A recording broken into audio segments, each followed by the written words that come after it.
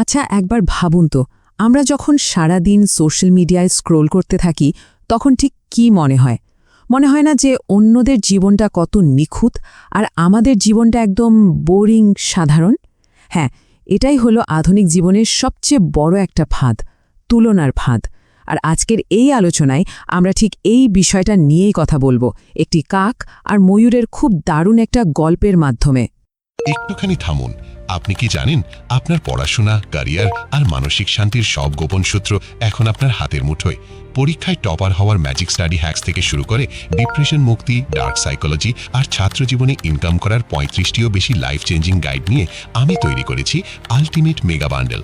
হাজারো student already তাদের জীবন বদলাতে শুরু করেছে। 1000 টাকার এই সম্পূর্ণ প্যাকেজটি এখন মেগা ডিসকাউন্টে পাচ্ছেন একদম পানির দামে। অফারটি কিন্তু সীমিত সময়ের জন্য, তাই এখনই ডেসক্রিপশন বক্স অথবা ফার্স্ট পিন কমেন্টে দেওয়া লিঙ্কে ক্লিক করুন আর আজই আপনার জীবন বদলানোর যাত্রা শুরু করুন। চলুন ফিরে যাই আজকের ভিডিওতে। পৃথিবীর সবচেয়ে অসুখী মানুষ কে? প্রশ্নটা শুনে হয়তো মনে হতে পারে যার টাকা পয়সা নেই সেই বোধহয় সবচেয়ে কষ্টে আছে, তাই না? কিন্তু রিয়ালিটি আসলে অন্য কথা বলে। সবচেয়ে অসুখী কিন্তু সে নয় যার সম্পদ নেই, বরং সেই মানুষগুলোই সবচেয়ে বেশি হতাশায় ভোগে, যারা প্রতিদিন নিজেদের বাস্তব জীবনের সাথে অন্যদের সোশ্যাল মিডিয়ার ওই হাইলাইট রিলের তুলনা করে। ওই চকচকে ছবিগুলো দেখে আফসোস করাই যেন সব হতাশার মূল কারণ। তাই সবার আগে যেটা করা দরকার, তুলনা করাটা একদম বন্ধ করতে হবে। আর এই ব্যাপারটা একদম ভেতর থেকে বোঝার জন্য চলুন আজ আমরা খুব প্রাচীন কিন্তু অসম্ভব পাওয়ারফুল একটা গল্পের ভেতরে ডুব দিই। এটা একটা সাধারণ কাকের গল্প, কিন্তু বিশ্বাস করুন, এই গল্পটা শোনার পর নিজের জীবনের প্রতি আমাদের দৃষ্টিভঙ্গি পুরোপুরি বদলে যাবে। সাধারণ কাক আর রাজকীয় ময়ূরের এই গল্পটা শুরু হচ্ছে এমন একটা কাককে দিয়ে যে কিনা তার নিজের এই সাদামাটা জীবন নিয়ে ভীষণ বিরক্ত। তার শুধু মনে হতো, ইস, আমার জীবনে কোনো রং নেই, জৌলুস নেই, কেউ আমাকে পাত্তাই দেয় না। তো এই হতাশা কাটাতে সে একদিন সিদ্ধান্ত নিল সে সোজা উড়াল দেবে এক রাজকীয় ময়ূরের খোঁজে। ময়ূরের কাছে পৌঁছে কাক তো রীতিমতো অবাক। সে দেখল কি দারুণ এক নিখুঁত জীবন।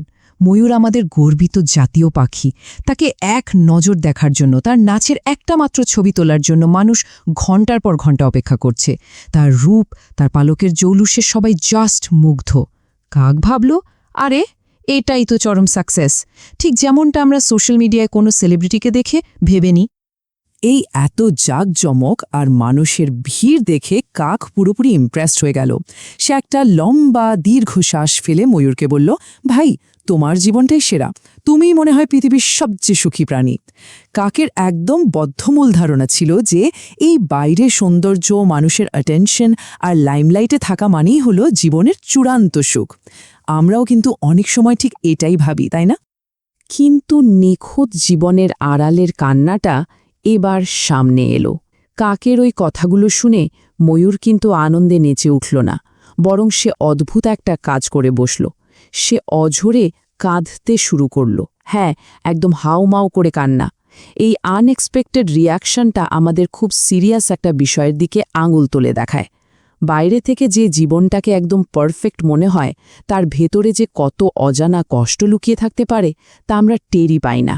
কাক ভাবছিল, ময়ূর সবার এত প্রিয় একটা পাখি, তার জীবন তো আনন্দে ভরপুর।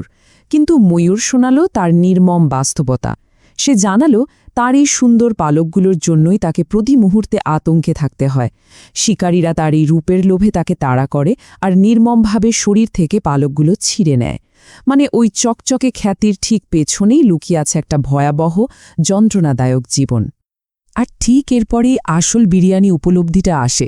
নিজের ওই যন্ত্রণার কথা বলতে বলতেই ময়ূর এমন একটা অদ্ভুত আর একই সাথে মজার প্রশ্ন করে বসল, যেটা জীবনের ভ্যালু নিয়ে আমাদের যে প্রচলিত ধারণা আছে সেটাকে একেবারে উল্টে দেয়। ময়ূর খুব আক্ষেপ নিয়ে কাককে জিজ্ঞেস করল, আচ্ছা ভাই, তুমি কি জীবনে কখনো কাক বিরিয়ানির নাম শুনেছ? প্রশ্নটা শুনে আমাদের হয়তো একটু হাসি পেতে পারে, কিন্তু বিশ্বাস করুন, এর ভেতরের মিনিংটা অনেক অনেক গভীর। চিকেন বিরিয়ানি হয়, মাটন বিরিয়ানি হয়, কারণ বাজারে এগুলোর ব্যাপক ডিমান্ড। কিন্তু কাকের কোনো বিরিয়ানি হয় না, কারণ শিকারীদের কাছে কাকের কোনো ডিমান্ডই নেই, কেউ তাকে মারতেই আসে না। একটু ভেবে দেখুন, চিকেন বা মাটনের চাহিদা অনেক বেশি, তাই তারা সবসময় ওই মৃত্যুর বা শিকার হওয়ার ঝুঁকিতে থাকে। অন্যদিকে কাকের কোনো ডিমান্ডই নেই, কেউ তাকে খেয়ালই করে না। আর ঠিক এই কারণে তার জীবনে রয়েছে 100% নিরাপত্তা আর ওই বিশাল আকাশে ওড়ার সম্পূর্ণ স্বাধীনতা। মানুষের মনোযোগের কেন্দ্রবিন্দুতে না থাকাটা যে আসলে কত বড় একটা আশীর্বাদ হতে পারে তা এই পয়েন্টটা থেকেই একদম ক্লিয়ার হয়ে যায়। এবার সময় নিজস্ব স্বাধীনতাকে আলিঙ্গন করা। এই যে প্রাচীন গল্পটা আমরা শুনলাম, এটা কিন্তু আজকের দিনে সোশ্যাল মিডিয়ায় ওই অনন্তকাল ধরে স্ক্রল করা মানুষদের সাথে সরাসরি কানেক্টেড। আমরা প্রতিনিয়ত অন্যদের জীবনের ওই ময়ূরের পালক দেখে ঈর্ষা করি, কিন্তু ওই খ্যাতির পেছনে, ওই অ্যাটেনশনের পেছনে কতটা মানসিক চাপ, কতটা কষ্ট লুকিয়ে আছে, সেটা কিন্তু ওই সোশ্যাল মিডিয়ার পর্দায় কখনোই ভেসে ওঠে না। সত্যি বলতে এই পৃথিবীতে প্রতিটি মানুষের মতো আর দ্বিতীয় কেউ নেই। সৃষ্টিকর্তা আমাদের প্রত্যেককে একদম আলাদা, একদম ইউনিক করে তৈরি করেছেন। এই পৃথিবীতে কারোর সাথে কারোর সিচুয়েশন, কারোর সংগ্রাম বা জীবনের লক্ষ্য কখনোই 100% মেলে না। তাই অন্যের জীবনের সাথে নিজের এই খামোখা তুলনা করাটা একেবারেই অর্থহীন। নিজের মতো করে নিজের শর্তে বাঁচার মাঝেই কিন্তু জীবনের আসল সার্থকতা লুকিয়ে আছে। তাহলে প্রকৃত সম্পদ আসলে কি? আমাদের সফল জীবনের সংজ্ঞাকে বোধহয় এবার নতুন করে সাজানোর সময় এসেছে। সত্যিকারের সম্পদ মানে শুধু এক গাদা টাকা বা বিরাট খ্যাতি নয়, বরং একটা সাধারণ জীবনে যে উদযাপনহীন স্বাধীনতা, যে নিরাপত্তা আর গভীর শান্তি পাওয়া যায়, সেটাই হলে জীবনের সবচেয়ে বড়, সবচেয়ে দামি উপহার।